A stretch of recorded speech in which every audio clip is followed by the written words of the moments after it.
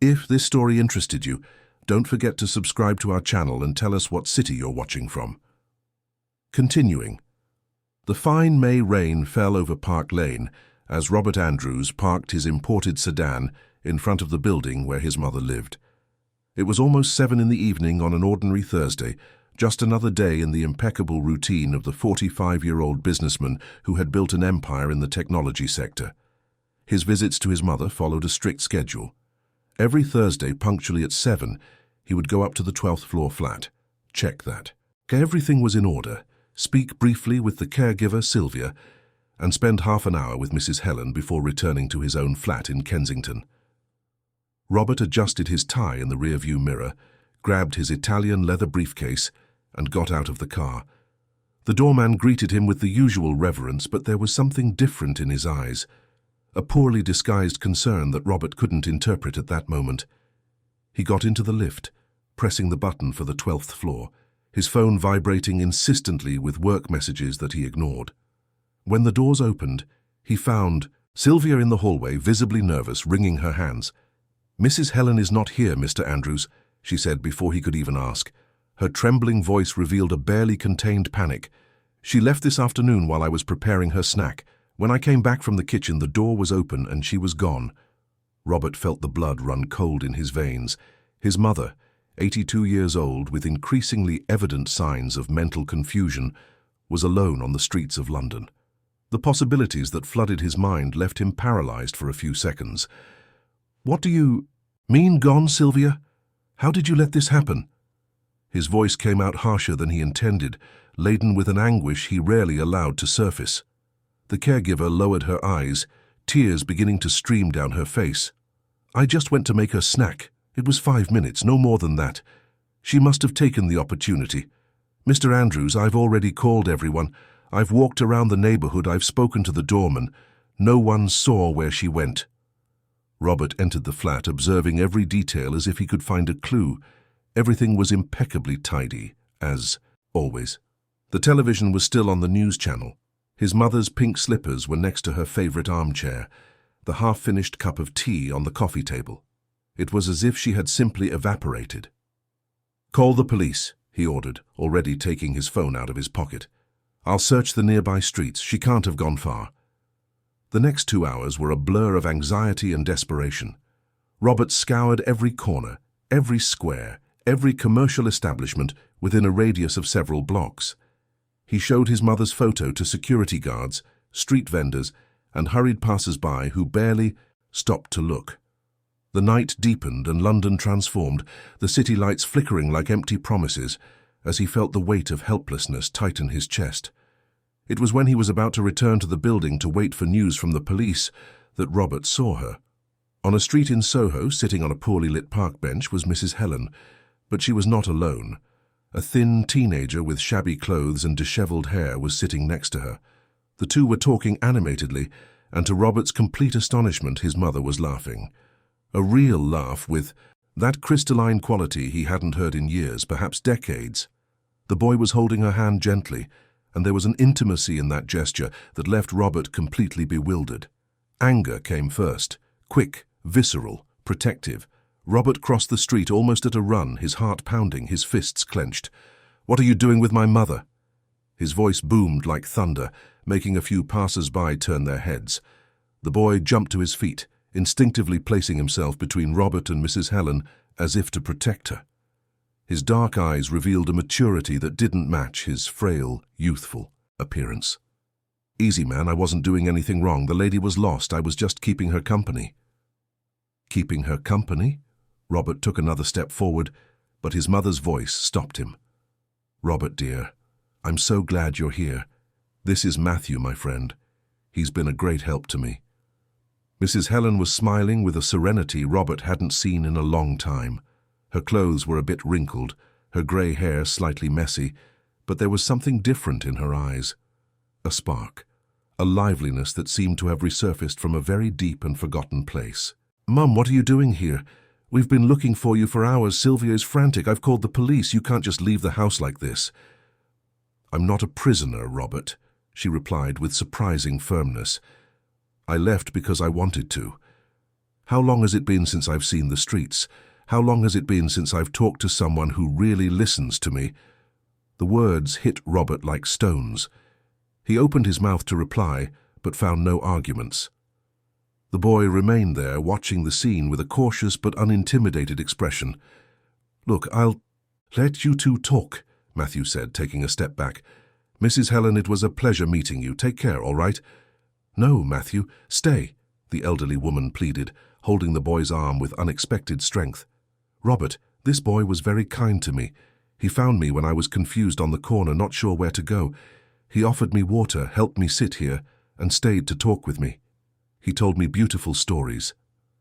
Robert took a deep breath, trying to control the storm of emotions churning inside him. He looked at the boy more closely. He must have been 16 or 17 at most. His clothes were old but clean, his trainers worn but well kept. There was something in his eyes, a quiet dignity that contrasted with the appearance of someone living on the streets. "Look, I appreciate you helping my mother," Robert said, trying to soften his tone. "But now I need to take her home. She needs to rest." "I don't want to go yet," Mrs. Helen protested, and for the first time in a long time, Robert saw genuine stubbornness in her eyes. Not the hazy confusion that had become increasingly common, but a clear and conscious determination. "Matthew was going to show me the little square where he usually plays his guitar. I wanted to hear him." The businessman looked around, at the worn-out bench, at the trees casting strange shadows under the yellowish light of the lampposts, at the few passers-by hurrying past. This was completely absurd. His mother, an 82-year-old woman, accustomed to the comfort and security of her luxurious flat, wanting to listen to a homeless kid play the guitar in a small square in Soho. "Mum, don't be childish. It's late, it's cold. You need to take your medicine." "I took my medicine before I left," she retorted promptly, "and I'm not cold. For the first time in months, Robert, I'm not cold. Do you know why? Because I'm alive, truly. Not just existing, but living." Matthew watched the scene in silence, clearly uncomfortable being in the middle of this family situation. Robert noticed the boy was preparing to leave, to disappear into the night as he probably always did whenever a conflict arose. "All right," Robert heard himself say, surprised by his own words. "I'll go with you, but then you're coming home, deal?" The smile that lit up Mrs. Helen's face was worth every second of discomfort Robert felt in accepting this unusual situation. Matthew seemed equally surprised, but nodded his head. The small square was 2 blocks away, a little green space squeezed between old buildings. There were a few concrete benches, a dog area, and an abandoned bandstand. Matthew went to a makeshift hiding place behind a bush and pulled out a guitar wrapped in a plastic bag. The instrument was old, with scratches and some visibly mended strings, but when the boy started to play, Robert understood that this guitar was a treasure. The music that came from those battered strings was pure and honest. Matthew played a gentle, somewhat melancholic melody, and his voice, when he began to sing, had a quality that made Robert stop thinking about appointments, work, routines. It was a song about hope, about keep walking even when the path seems impossible. Mrs. Helen closed her eyes, swaying gently to the rhythm of the music. Robert found himself watching his mother, really watching, perhaps for the first time in years. When had she become so fragile? When had those wrinkles deepened so much? And why was he only now noticing how imprisoned she seemed in the routine he himself had helped create, believing he was doing what was best for her? When the music ended, there was a respectful silence. Mrs. Helen opened her eyes, and they were misty. "Beautiful, Matthew. You have a precious gift. My husband, Robert's grandfather, also played the guitar." She looked at her son as if seeing him for the first time that night. "Did you know that, Robert? Your father played beautifully. On summer nights, he would sit on the porch and play until late. I used to listen from my bedroom window before we were married." Robert didn't know, or maybe he had known and had forgotten, buried under layers of years too busy to pay attention to stories from the past. He felt something contract in his chest, a mixture of longing for something he had never consciously experienced and guilt for having let so many memories be lost. Matthew carefully put the guitar away, wrapping it again in its protective plastic. So you like music, then? I love it, Mrs. Helen replied with enthusiasm. When I was young, I sang in the church choir. I had a teacher who said, "I had the voice of an angel." She laughed, a sound full of nostalgia. It's been so long. Sometimes I wonder where that Helen went. The one who sang, who danced, who went out to see the sunset over Park Lane when it wasn't what it is today. Robert sat down next to his mother, something he rarely did. Normally his visits were functional, practical. He would arrive, check, talk briefly, and leave. But there, on that worn-out park bench, he allowed himself to stay. And to listen. Matthew, in turn, seemed to have relaxed a bit. He sat on the ground, leaning his back against one of the benches. "You seem to have had a pretty cool life," he said. "My grandmother liked to sing too. She used to say that music was the language everyone understands, no matter where you come from." Mrs. Helen leaned forward, interested. "You have a grandmother, Matthew?" The boy hesitated, a shadow crossing his eyes. "I did. She passed away a few years ago." Robert noticed the gentle euphemism, the way Matthew avoided using harsher words. There was a delicacy in this teenager that contrasted with the harshness of his situation. "And your parents?" Robert heard himself ask, surprised by his own genuine interest. Matthew looked at him, weighing whether or not to share. After a moment, he replied, "They died when I was very young. Car accident. I stayed with my gran, but when she passed too, there was no one left. I went through a few places, shelters, foster homes, but I didn't fit in. There are a lot of lost people in those places, you know, people who've given up, and I didn't want to give up." "So you chose the streets?" Robert couldn't hide the incredulous tone. "I chose my freedom," Matthew corrected without aggression. "Out here I control my life. I work when I can, help when I can, play my guitar, talk to people. It's hard, of course. There are cold nights, there's hunger, there's fear. But I'm not invisible out here. I exist." Mrs. Helen reached out and touched the boy's face, a motherly gesture that made his eyes shine with emotion. "You're a special boy, Matthew. Very special." Robert watched the scene in silence. There was something profoundly wrong with the fact that his mother, who spent her days in a gilded cage of isolation, had found more genuine human connection in a homeless teenager than in her own son. The realization hurt, but it was true. The night wore on and the temperature dropped. Robert saw Mrs. Helen give a small shiver and knew it was time to go back. "Mum, now we really need to go. You're getting cold." This time, she didn't protest. She stood up with Matthew's help, who held her arm gently. Robert noticed that the boy already knew the right way to support her, the right speed, the necessary assistance. How much time had they spent together that afternoon? "Do you want me to walk you to the car?" Matthew offered. "That's not necessary," Robert replied, but his mother was quicker. "Please do, Matthew. And you, Robert, offer this boy some dinner. He hasn't eaten anything since lunch." Robert hesitated. Inviting a homeless person into his car, taking him to a restaurant, was something completely outside his controlled, predictable world. But his mother's look was imperative. "There's a restaurant nearby," Robert said, almost against his will. "We can get something to eat before I take you home." Matthew's face lit up, but he tried to hide it. "No need, man, I'm fine. I insist." And now Robert spoke with more firmness. "You helped my mother. It's the least I can do." The restaurant was a simple but clean establishment that served traditional British home-style food. When they entered, Robert noticed a few glances directed at Matthew, silent judgments on his simple clothes and unkempt appearance. He felt a pang of anger at those people, and of shame for himself, because he knew that, until a few hours ago, he would have been one of them. They sat at a table in the back. Matthew looked at the menu with wide eyes, clearly unsure what to choose from so many options. "You can order whatever you like," Robert said, and for the first time, there was genuine kindness in his voice. The boy ordered a plate of bangers and mash with onion gravy. Mrs. Helen chose a light soup. Robert, who usually had a controlled and selective appetite, ordered the same as Matthew, in a silent solidarity he couldn't explain. While they waited for the food, Mrs. Helen asked questions. Many questions. About Matthew's life, about his dreams, about what he did during the day. The boy answered honestly, talking about the odd jobs he could find, about the street community that helped each other, about the places he slept and the tricks to stay safe. Robert listened in silence, and each story was like a punch to his well-constructed comfort.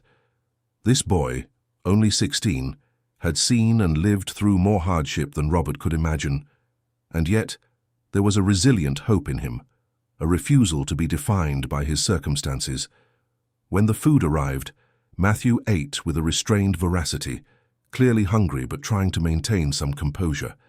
Mrs. Helen barely touched her soup, more interested in watching the boy eat. "Is it good?" she asked, smiling. "It's amazing, Mrs. Helen, thank you so much." After dinner, Robert drove them both back to the building.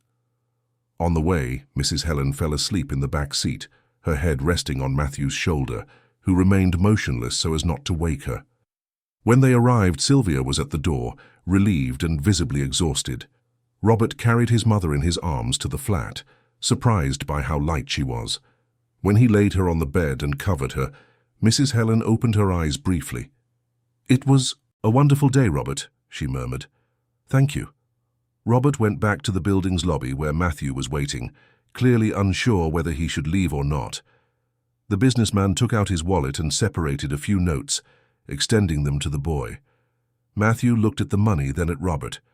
"No need, man, I didn't do it for money." "I know," Robert said softly, "but take it. You need it." After a moment's hesitation, Matthew took the notes and quickly put them away. "Thanks, really." The two stood there in an awkward silence. Robert knew he should leave, go, back to his organized life, his appointments and his routine. But something kept him there in front of this boy who had, in a few hours, turned his world upside down. "Matthew, will you come here tomorrow?" The words came out before Robert could fully process them. "My mother would like to see you again." The boy smiled, a genuine and surprised smile. "Yeah, I will." "What time?" 5 in the afternoon, I'll be here too." When Robert finally got into his car and drove back home, his mind was a whirlwind of thoughts and questions. He had discovered more about his mother that night than in years of perfectly scheduled weekly visits. He had seen a reflection of his own emotional neglect in the smile she directed at a stranger. And he had found, in the unlikely figure of a homeless teenager, a mirror that showed how far he had strayed from what truly mattered. The rain had stopped, and London shone under the nightlights. Robert looked at the city through the windscreen, seeing it with different eyes. How many stories like Matthew's were out there? How many invisible people, each carrying their own burdens, their own hopes? For the first time in a long time, Robert Andrews felt there was something bigger than his business, his spreadsheets, his profits, something he had forgotten or perhaps never truly understood. And it had all started with an unexpected encounter on a poorly lit park bench between his mother and a boy society had forgotten, but who refused to forget himself. Robert woke the next morning with a strange sensation, as if he had slept for only a few minutes, though the clock read 8. The night had been restless, filled with fragmented dreams where his mother appeared young, singing on a distant stage while he tried unsuccessfully to reach her.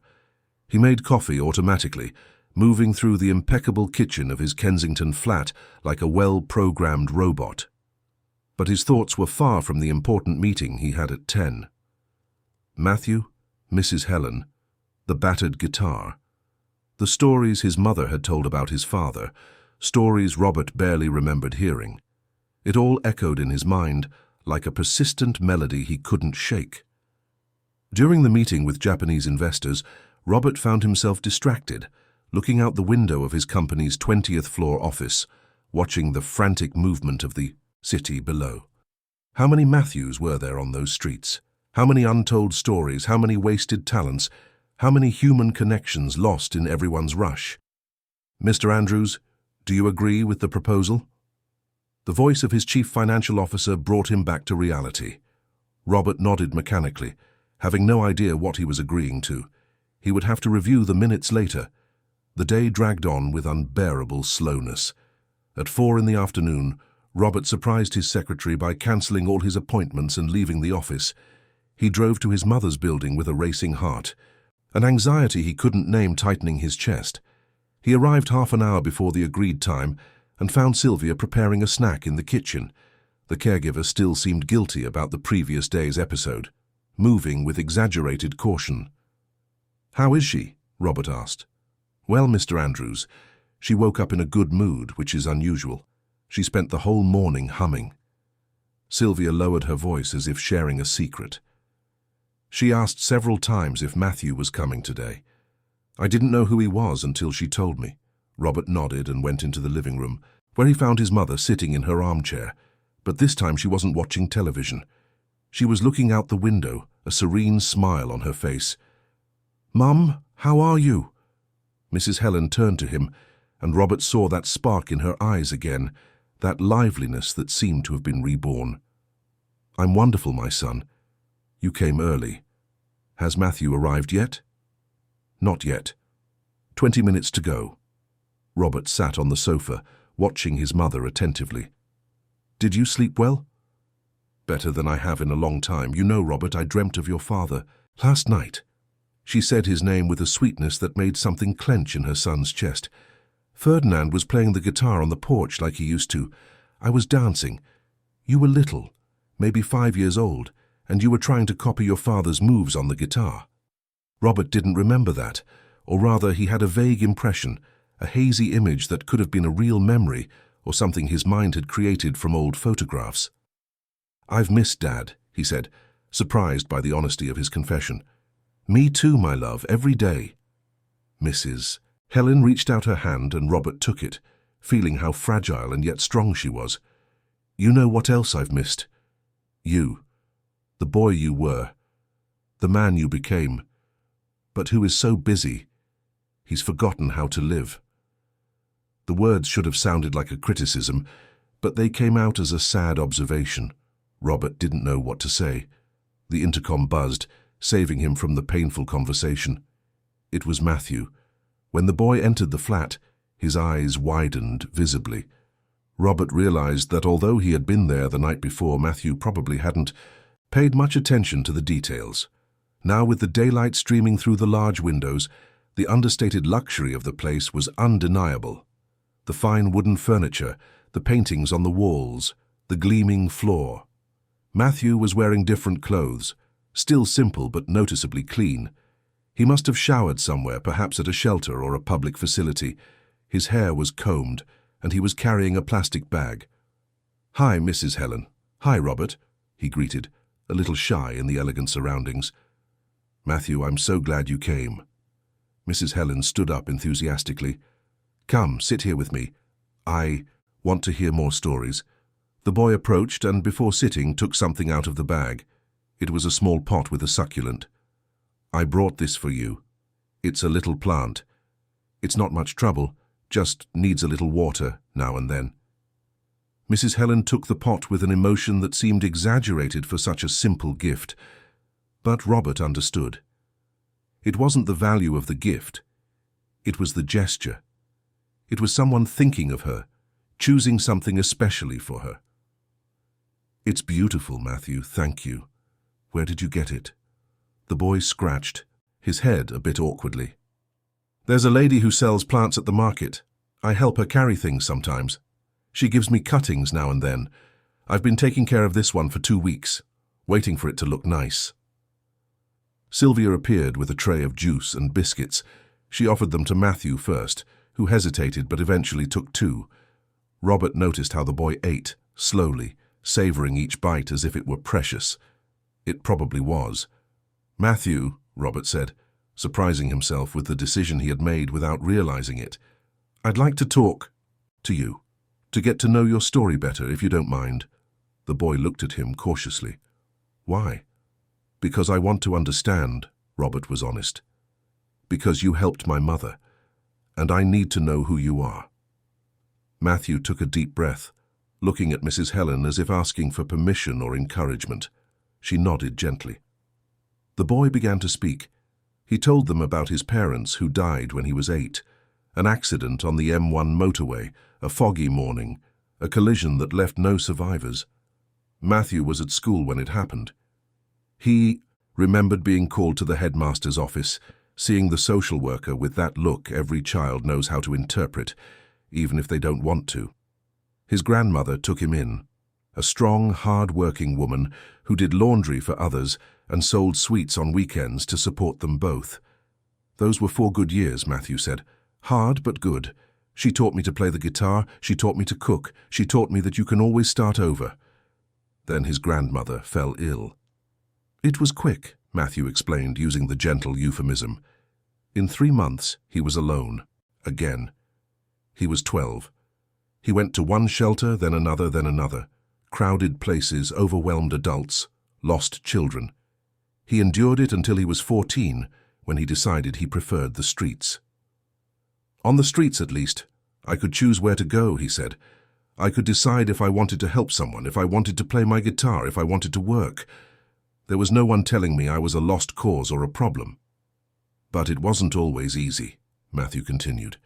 There were times I was so cold I shivered all night. There were times I went days without a proper meal. There were people who treated me badly, who cursed at me, who pretended I didn't exist. But there were good people too. Mrs. Helen is one of those good people. The elderly woman had tears in her eyes. Robert also felt a lump in his throat. This boy's story was both horrifying and inspiring.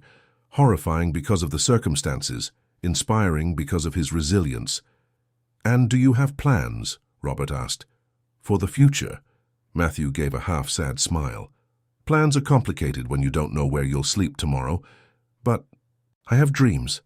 I'd like to go back to school. I'd like to do something that helps other people like me. A social worker, maybe. Or a teacher. Someone who looks out for the people nobody else sees."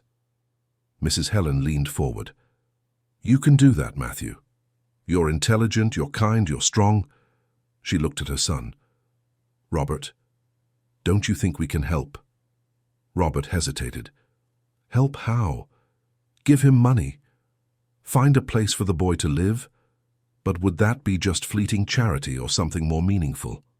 He had no answers, only questions that multiplied in his mind. The afternoon passed with more conversation. Mrs. Helen told stories of when she was young, of when she met Ferdinand, of what London was like in the 60s.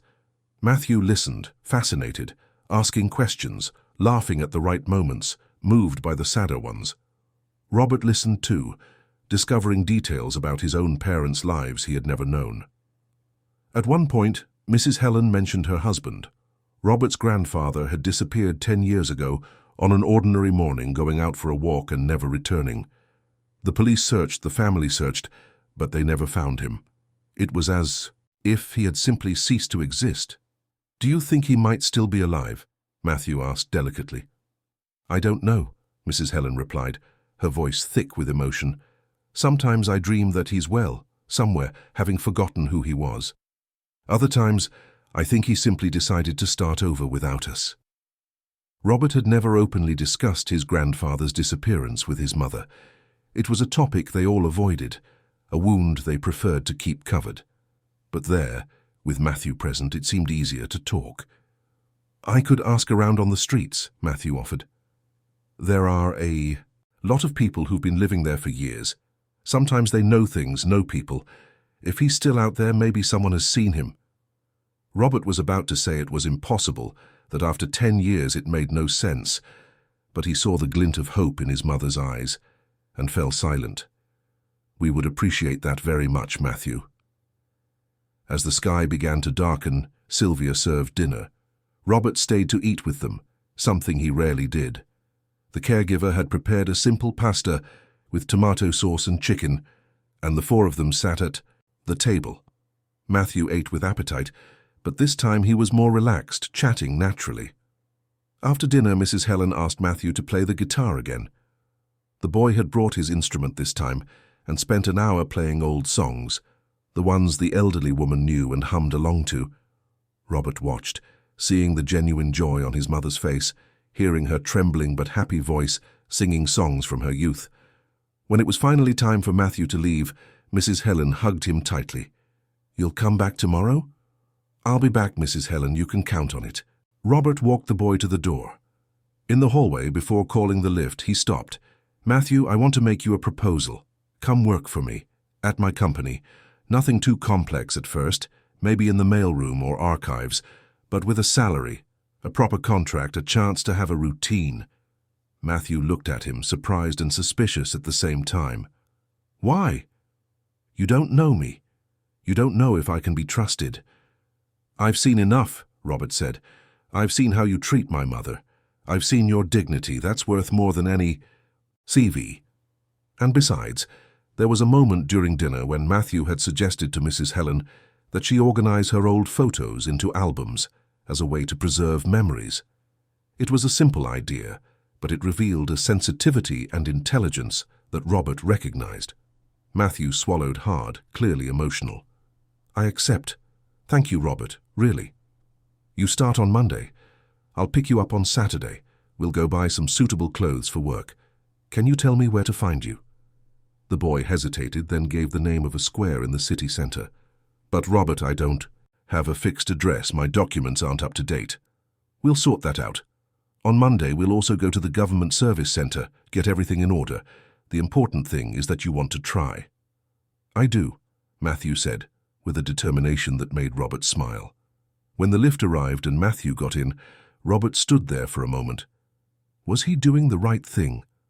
Or was he getting carried away by an emotional impulse? He didn't know. But for the first time in a long time, he wasn't just thinking rationally about risks and benefits.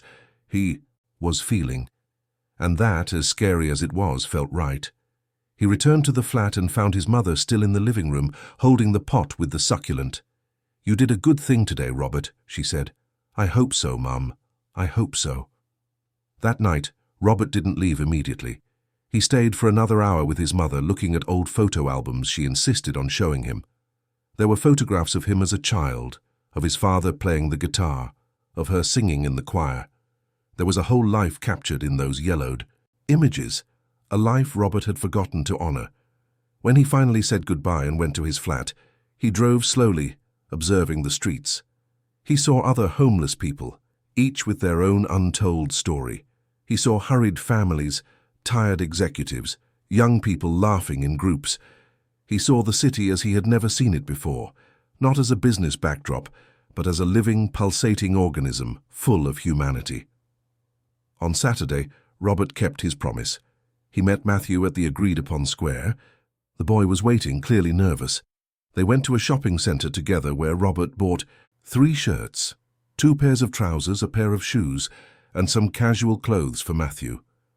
The boy tried to protest, saying it was too much, but Robert insisted. They also bought a new backpack and some toiletries. Robert realized he was enjoying this, doing something concrete for someone. It wasn't like signing a check for a charity. It was being present, involved. During lunch at a restaurant in the shopping center, Matthew spoke more about his life on the streets. He told Robert about the network of solidarity that existed among vulnerable people, how they helped each other, sharing food, information, protection. He spoke of the daily challenges, but also of the moments of beauty, the unlikely friendships, the freedom of not having to fit into social expectations. Robert listened, fascinated. His view of homeless people had always been superficial, based on unexamined prejudices. Now, through Matthew's eyes and words, he saw a much more complex and human reality. "You know," Robert said at one point, "when my mother found you, I thought you were taking advantage of her in some way. I'm ashamed of that now." Matthew shrugged without resentment.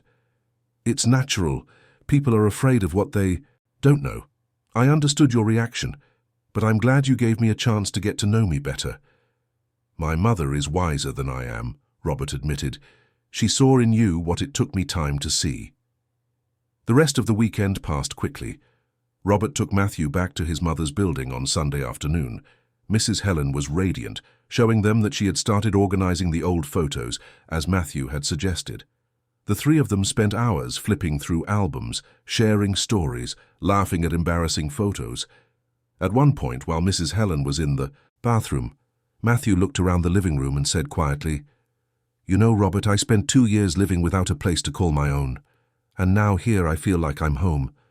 It's strange, but it's good." Robert felt his chest tighten. "You're welcome here, Matthew. Always." Monday arrived, and with it, Matthew's first day at the company. Robert picked him up early, took him to the government service centre, where they managed to expedite the issuance of new documents, and then they headed to the office. The receptionist looked at Matthew with curiosity when Robert introduced him as a new employee. Throughout the day, Robert noticed the stares, the whispers. He knew what they were thinking. Where had this kid come from? Why was the company president personally integrating him? But Robert offered no explanations. He simply introduced Matthew to the human resources manager, explained that he would start in the mail and archives department, and made it clear that he expected him to be treated with the same respect as any other employee. Matthew worked hard that first day. Robert passed by the department a few times and always saw him focused, learning quickly, being polite to everyone. At the end of the day, when they met in the car park, the boy was exhausted but happy. "It was amazing, Robert. Thank you for this opportunity." "You deserve it, Matthew. Will you be back tomorrow?" "Of course. And after work, can I stop by to see Mrs. Helen?" "She would love that, actually." Robert hesitated, then continued. "How about you have dinner with us? My mother, you and me. I can ask Sylvia to prepare something special." The smile that lit up Matthew's face was all the answer he needed. That evening, having dinner together, Robert observed the scene with a sense of fulfillment he hadn't felt in a long time. His mother was happy, truly happy. Matthew was starting a new life. And he, Robert Andrews, the successful businessman who had always measured success in numbers and material achievements, was discovering that sometimes the greatest victories couldn't be quantified. They were the victories of the heart. 3 weeks had passed since Matthew started working at Robert's company, and the routine that had been established among the three of them was something none of them could have imagined. The boy worked during the day, learning quickly, and impressing his colleagues with his dedication and natural intelligence. In the evenings, he invariably met up with Robert and Mrs. Helen, either at her flat or on short outings around the city that the elderly woman now loved to take. It was on a rainy Tuesday that Robert had the idea that would change everything. He was in his office reviewing financial reports that seemed increasingly meaningless when his gaze fell on a framed photograph on his desk. It was a recent picture, taken by Sylvia a few days ago, Matthew and Mrs. Helen on the sofa laughing at something he had just told them. The genuine joy in that image was undeniable. Robert thought about all the conversations they had had in recent weeks. Matthew had spoken about other young people living on the streets, about lonely elderly people he saw in parks talking to strangers just to feel heard. Two realities of loneliness that, when they met, created something special. Just as it had happened with his mother and Matthew. He picked up the phone and called his secretary. "Schedule a meeting with the company's social responsibility team, first thing tomorrow morning." The meeting started at 9. Robert entered the room where 5 people were already waiting, curious about the reason for this unexpected meeting. He rarely got directly involved in the company's social projects, delegating that to the specific department. "I want to develop a new project," Robert began, surprising even himself with the enthusiasm in his voice. "A project to connect lonely seniors with vulnerable young people, a chosen family, so to speak." He explained his vision: to create a network where young people without families and elderly people without companionship could meet, establish genuine bonds, and exchange experiences and mutual support. It wouldn't be simple charity, but the building of true relationships. The team listened with growing attention. Marianne, the director of social responsibility, a 40-year-old woman with experience in NGOs, asked intelligent questions. How could they ensure the safety of both parties? How would they structure the follow-up? What would the company's role be beyond funding? Robert admitted he didn't have all the answers. That's why he had called the meeting. He needed them, their expertise, to turn this embryonic idea into something real and sustainable. By the end of the morning, there was a draft of the project. They would start small, with 10 pairs of seniors and young people. There would be careful screening, psychological support, and workshops on coexistence. The company would provide resources, but also seek partnerships with established social institutions. Robert left the meeting energized, For the first time in years, he felt he was building something that truly mattered, something that went beyond figures and market achievements. That evening, when he told Mrs. Helen and Matthew about the project, their reaction was one of pure enthusiasm. The elderly woman clapped her hands like a child, her eyes shining. "That's wonderful, Robert. Your father would be so proud." Matthew was visibly moved. "This could change so many lives, man, seriously." He hesitated, then continued. "I want to help.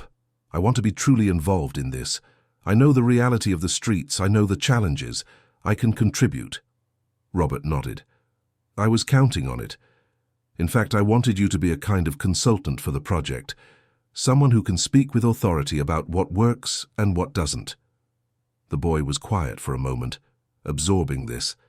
Then he said, his voice thick with emotion, "You're giving me so much more than I could have ever hoped for. A job, a place where I feel at home, and now this. I don't even know how to thank you." "You already have, Matthew.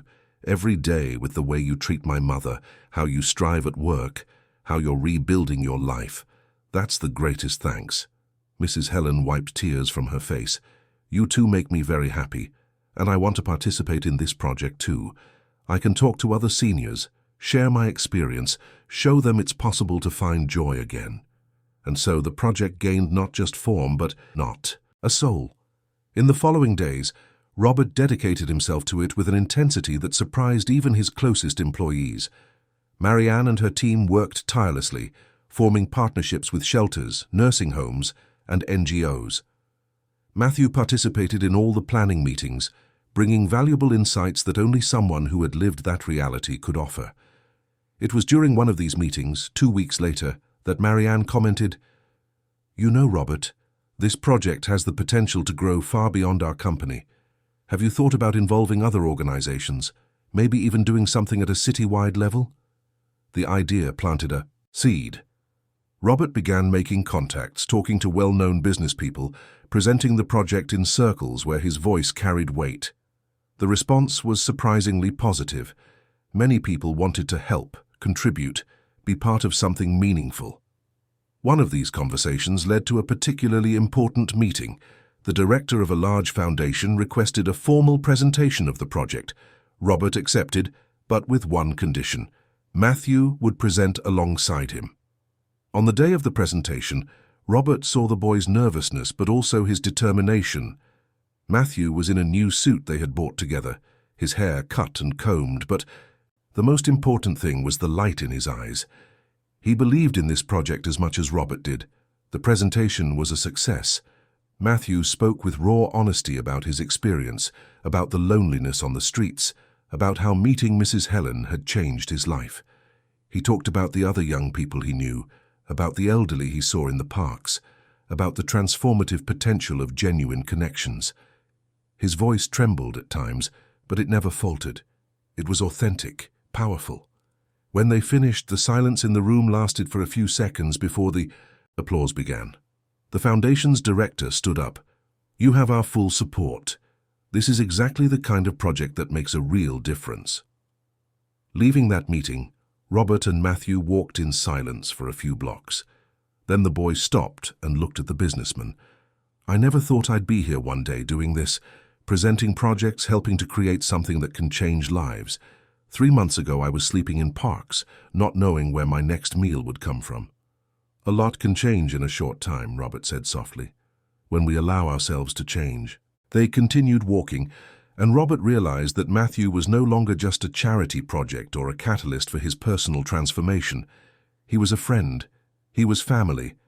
But there was a shadow hanging over all this emerging happiness, something Robert had been avoiding but knew he had to face: his brother, Edward. Edward and Robert had grown apart 5 years ago after their father's death and the inheritance disputes that followed. They weren't violent or scandalous arguments, just the kind of cold attrition that happens when different expectations clash and no one is willing to compromise. Edward had wanted part of the inheritance to be used to better care for their mother, perhaps even have her move in with him.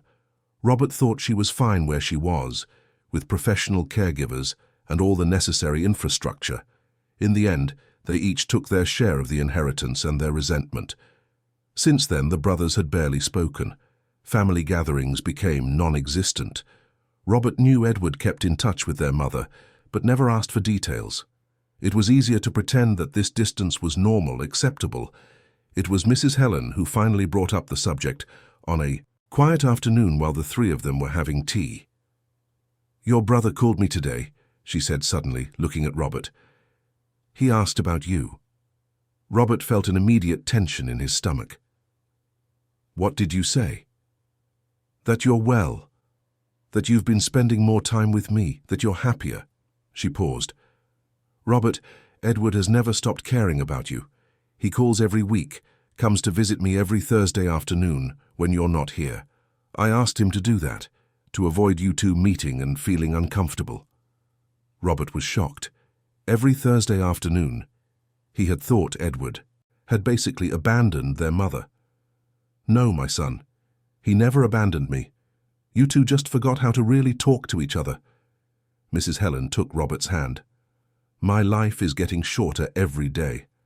I don't want to pass away knowing my sons are distant over foolishness." Matthew, who had been quietly observing, spoke up. "Family is the most precious thing there is. I'd give anything to have mine back. You have that chance. Don't waste it." The boy's words hit Robert hard. How many times had he heard Matthew talk about missing his parents, about how he would give anything for one more day with them? And there he was, Robert, with a brother alive and well, and out of pride and stubbornness, he maintained an absurd distance. "Mum," Robert said after a long silence, "I think it's time for me to talk to Edward. Can you arrange a meeting here this Saturday?" The smile that lit up Mrs. Helen's face was answer enough. Saturday arrived laden with anxiety. Robert spent the morning restlessly, reorganizing papers that didn't need reorganizing, checking emails he had already checked. Matthew had offered not to come to give the family privacy, but Mrs. Helen insisted he stay. "You're part of this family now," she said firmly. When the doorbell rang at 3 in the afternoon, Robert felt his heart pound. Sylvia opened the door and Edward walked in. 5 years had passed since the last time the brothers had seen each other in person, and Robert noticed the changes. Edward was greyer, had gained some weight, had new wrinkles around his eyes, but his smile was the same, a little shy, a little cautious. "Robert," Edward said, extending his hand. Robert shook his brother's hand, then on an impulse pulled him into a hug. It was brief, a bit awkward, but genuine. "I've missed you, man." "I've missed you too." They sat in the living room. Matthew was introduced, and if Edward found the presence of a teenager at this family reunion strange, he didn't show it. On the contrary, he greeted the boy warmly. The conversation started haltingly, full of pauses and safe topics. How their jobs were going, comments about the weather, trivialities. It was Mrs. Helen who cut through the formality. "Stop this. You're brothers. Talk for real." Edward looked at Robert. "Look, man, I know we had a bad falling out over the inheritance. I said things I shouldn't have. I was hard on you. I'm sorry." Robert shook his head. "No, I'm the one who should apologize. I thought I had all the answers, that I knew what was best for Mum. I didn't listen to you. I was arrogant." "You were both stubborn," Mrs. Helen intervened with a smile. "But you can start over now, can't you?" The brothers looked at each other and, for the first time in years, laughed together. It was a nervous laugh, charged with emotion, but it was genuine. The afternoon flowed better after that. Edward talked about his life, about his 7-year-old son whom Robert barely knew, about his work as an engineer. Robert talked about Matthew, about how that unexpected encounter had changed his perspective on everything. He talked about the social project he was developing. Edward listened attentively. "That's amazing, man. Seriously, I've never seen you so excited about something other than numbers and business. If you need help with the structural side of the project, like infrastructure for the community spaces, I can help. It's my field." Robert felt a wave of gratitude. "I'd love your help." "Edward." Matthew, who had been watching the scene in silence, spoke. "It's beautiful to see you reconnecting. That's what family is about, isn't it? About coming back. Always coming back." Edward looked at the boy with curiosity. "My mother told me a bit of your story, Matthew. You're an admirable young man." "I'm just trying to build a better life," the boy replied humbly.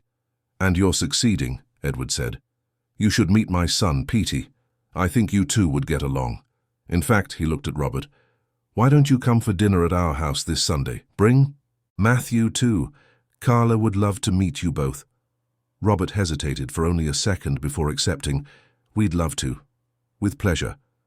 When Edward left a few hours later, there was a palpable relief in the air. Mrs. Helen was radiant. "My boys together again. Now that's a real gift." Robert looked at Matthew. "Thank you. If you hadn't come into our lives, I probably never would have allowed myself this reconciliation." Matthew smiled. "Sometimes we just need a little push, right? And someone to remind us what really matters." In the following days, the social project advanced rapidly. With the Foundation's support and Edward's involvement in the infrastructure, they managed to establish a community space in a central London neighbourhood. It was a welcoming place, with rooms for activities, a small library, and a community kitchen. The first meeting between the 10 pairs of seniors and young people was emotional. Robert, Matthew, and Mrs. Helen were present, along with Marianne and her team. There was initial nervousness, but soon conversations began to flow. Stories were shared, laughter echoed, tears of emotion were shed. At the end of the event, a 78-year-old woman hugged a 15-year-old girl she had just met. "Thank you for listening to me," she said. "It's been so long since someone really listened." The girl returned the hug. "Thank you for paying attention to me, for making me feel like I matter." Robert watched that scene and felt something complete within him. This was bigger than he had imagined. It was about dignity, about human connection, about reminding people that they were seen and valued. Matthew came to join him. "We did it, Robert. It started small, but we did it." "No, Matthew, you did it. You showed us the way." He paused. "I've been thinking about something. You want to go back to school, right? How about we make that happen for real? I'll personally help you with the subjects. We'll find a good school. You can do your A-levels and get into a university. Social work, you said you wanted to do?" Matthew's eyes filled with tears. "For real, you would do that?" "I'm already doing it. I've spoken to a private tutor who can help you. You start next week." Matthew hugged Robert tightly. "Thank you, man, for believing in me." "No need to thank me. You're family now. That's what families do. They support each other." That night, having dinner at Mrs. Helen's flat with Matthew and Sylvia, Robert looked around the table and felt a fullness he had never experienced. His mother was happy and engaged with life again. Matthew was flourishing, building a future. Edward was back in his life. And he, Robert, was finally learning that success wasn't just measured in professional achievements. Success was sitting at that table, surrounded by people he loved and who loved him back. It was making a difference in the lives of others. It was being present. It was, after all, being truly alive. Winter had arrived in London, bringing the fine, characteristic July drizzle, but inside the community space of the project now named Heartfelt Connections, the atmosphere was warmed by the joy of nearly 50 people. The project that had started with just 10 pairs had grown exponentially in 3 months. Robert looked around, seeing seniors and young people talking, laughing, sharing stories, and could hardly believe that all of this had been born from a chance encounter in a park. Matthew was in the center of the room, animatedly explaining to a group of newcomers how the meetings worked. In recent months, the boy had transformed completely. Not just in appearance, though that change was evident. His clothes always clean and appropriate, his hair well cut, his frame a bit fuller after months of regular meals. The deepest transformation was internal. There was a confidence in him now, a security that came from knowing he had a place in the world, that he was valued, that he had a purpose.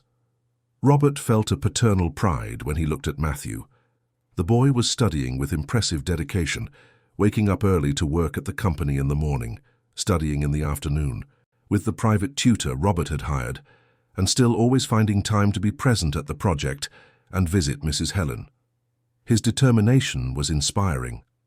Mrs. Helen was also at the event, sitting in a comfortable armchair that Edward had insisted on providing especially for her. The elderly woman was surrounded by 3 other ladies and 2 young people, all listening intently as she told stories of her youth. Her face was lit up in a way Robert hadn't seen in years.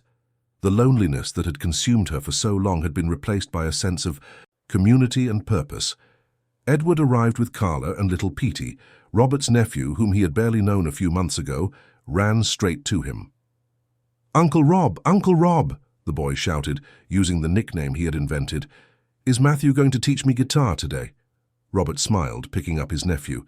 "He promised, didn't he? Then he definitely will." The relationship between Matthew and Petey had developed naturally. The older boy was patient and gentle with the child, and Petey idolized him. It was beautiful to see, Robert thought, how these connections formed in unexpected ways. The afternoon proceeded. With various activities, there was a cooking workshop where seniors taught traditional recipes to the youth, a music circle where Matthew and other young people played while the older ones sang, conversations in small groups on various topics, from local history to plans for the future. Marianne came to speak with Robert.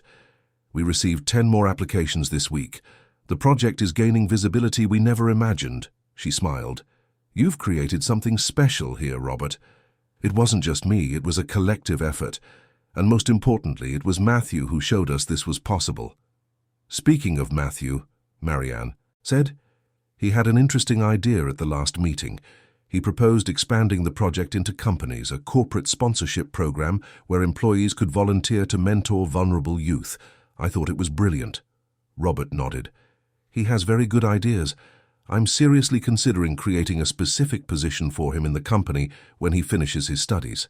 Something in the social responsibility area." "He deserves it," Marianne agreed. As the event began to wind down and people gradually left, Robert, Edward, Matthew, and Mrs. Helen stayed behind to tidy up the space. While they were arranging chairs and collecting cups, Matthew fell silent for a few moments, clearly thinking about something. "What is it?" Robert asked, noticing the change in the boy's mood. Matthew hesitated, then spoke. "I have some news. About your grandfather, Robert, Mrs. Helen's husband." Everyone stopped what they were doing. Mrs. Helen approached, leaning on Edward's arm. "What have you found out, dear?" Matthew took a deep breath. "I've talked to a lot of people in the last few weeks, showed them the photo you gave me, asked around. There's an old man who lives near King's Cross Station. People know him as Ferdy. The description matched your grandfather's. Same build, same approximate age. I went there yesterday carefully so as not to startle anyone, and I think it's him."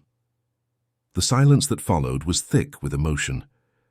Mrs. Helen brought a hand to her chest, her eyes wide. "Ferdinand? You found Ferdinand?"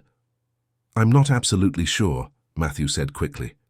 "He seems confused, doesn't remember much. But there are some signs.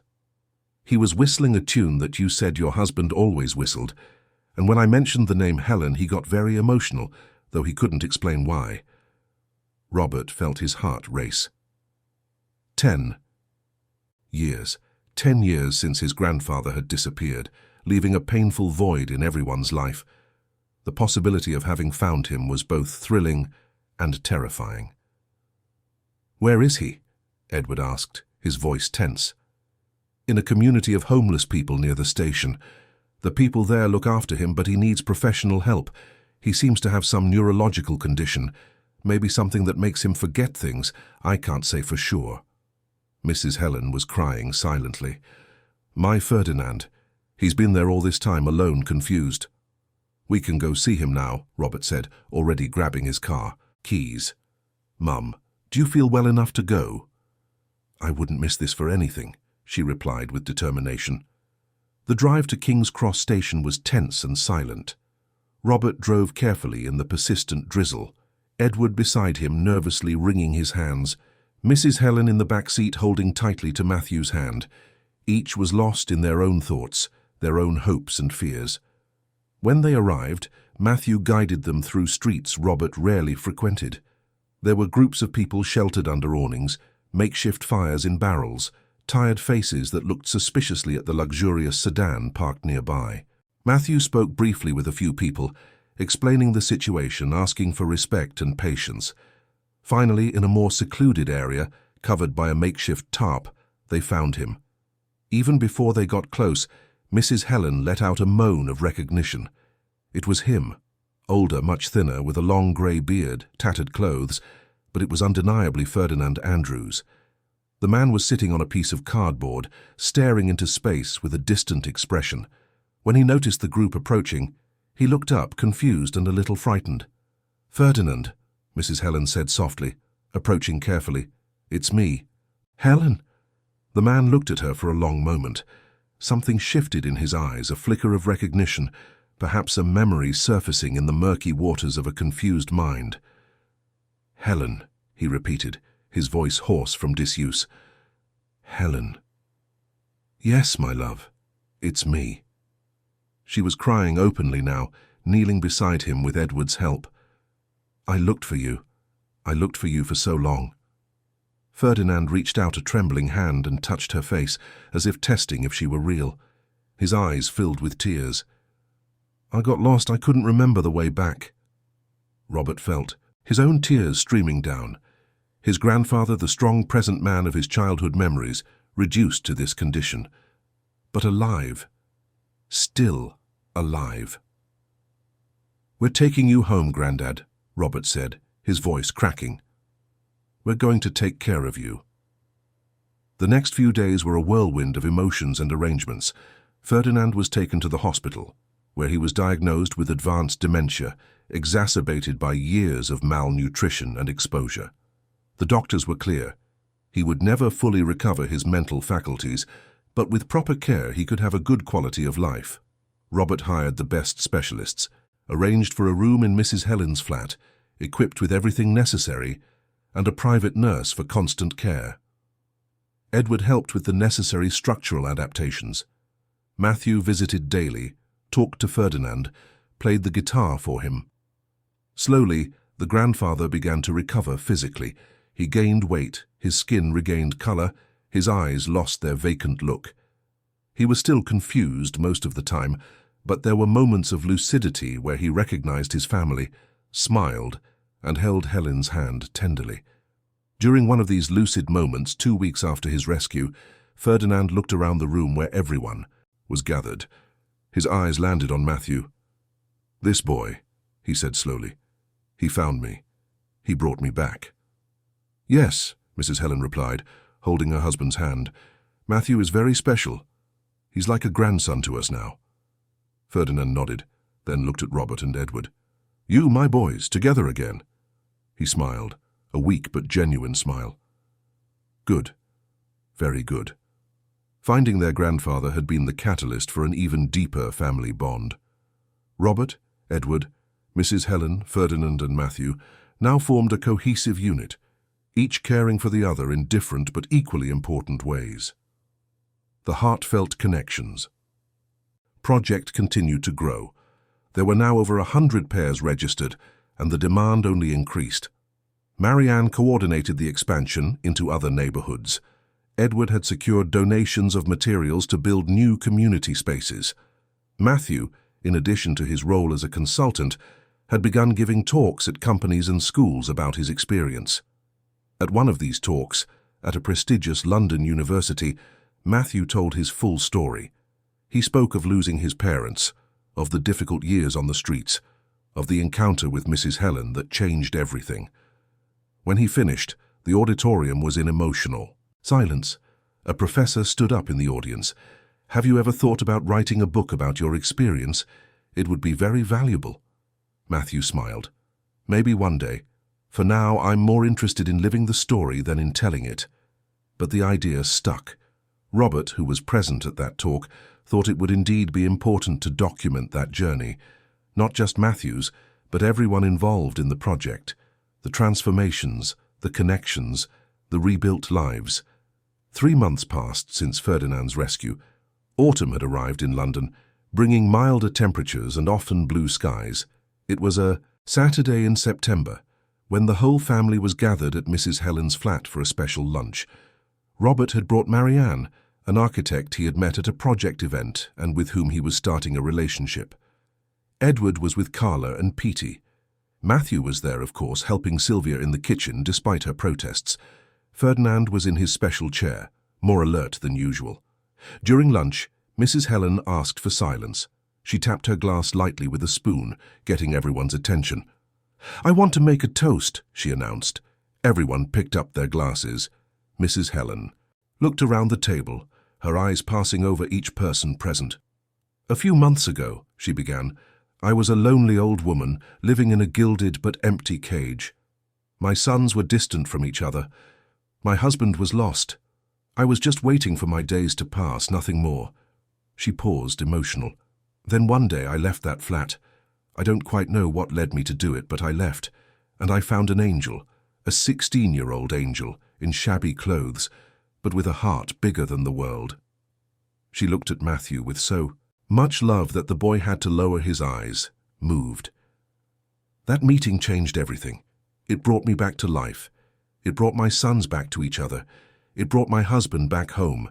It created something beautiful that is changing dozens of lives." She raised her glass.